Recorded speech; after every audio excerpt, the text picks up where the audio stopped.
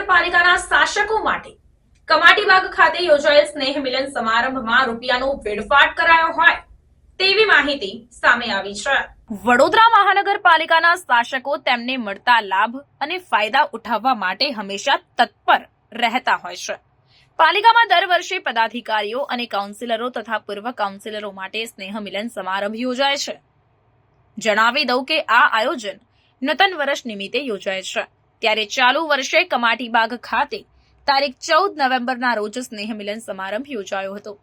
આ સ્નેહ મિલન સમારંભમાં એક લગ્નના આયોજનની જેમ ફરાસખાનાનું ડેકોરેશન, ફોટોગ્રાફી, વિડીયોગ્રાફી અને એ પણ HD બેકડ્રોપ અને સ્વાદિષ્ટ વ્યંજન સાથેનું મોંઘું દાટ ભોજન સામેલ હોય છે।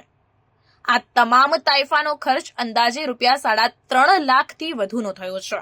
આ તમામ ખર્ચ બજાર ભાવે કરવામાં આવ્યો છે। તમને જાણીને તો નવાઈ લાગશે કે પાલિકા દ્વારા સ્નેહ મિલન સમારંભ માટે ફાળવવામાં આવેલ છે માત્ર ₹35,000 અને બાકીનો ખર્ચ અન્ય ફંડમાંથી આવ્યો છે। મળતી વિગતો મુજબ કાઉન્સિલરો માટે આયોજિત સ્નેહ મિલન સમારંભમાં જમવાની એક થાળીનો ખર્ચ ₹500 કરતા પણ વધુનો છે। આ સ્નેહ મિલન સમારંભમાં બંને પક્ષના મોટા ભાગના કાઉન્સિલરો ઉપસ્થિત રહ્યા હતા, ત્યારે આ બાબતને લઈને અનેક ચર્ચાઓએ હાલ જોર પકડ્યું છે।